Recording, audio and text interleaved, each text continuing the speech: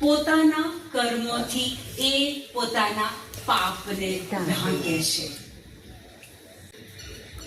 એ અંજીરના વસ્ત્રો એ જે પહેરે છે, પ્રભુ એ વસ્ત્રોને સ્વીકારે છે? પ્રભુ એ વસ્ત્રને સ્વીકારે છે ખરા? એ અંજીરના વસ્ત્રોને, સ્વકર્મે બનાવેલા વસ્ત્રોને પ્રભુ સ્વીકારતા નથી. સાંભળો. પછી પ્રભુ પરમેશ્વરે અંજીરના પાંદડાથી વસ્ત્રો બનાવીને પહેર્યા એ લોકોએ. હવે પછી પ્રભુ પરમેશ્વરે આદમ અને તેની વહુ માટે ચામડાના વસ્ત્રો બનાવ્યા અને તેમને પહેરાવ્યા. પ્રભુ પરમેશ્વરે શું કર્યું? એક પ્રાણીનું બલિદાન લીધું. એના ચામડામાંથી આદમ અને હેવાને વસ્ત્રો પહેરાયા. એટલે એક વસ્તુ સમજી લો કે પાપ થયા પછી સ્વકર્મે બનાવેલા વસ્ત્રો પ્રભુ સ્વીકારતા નથી.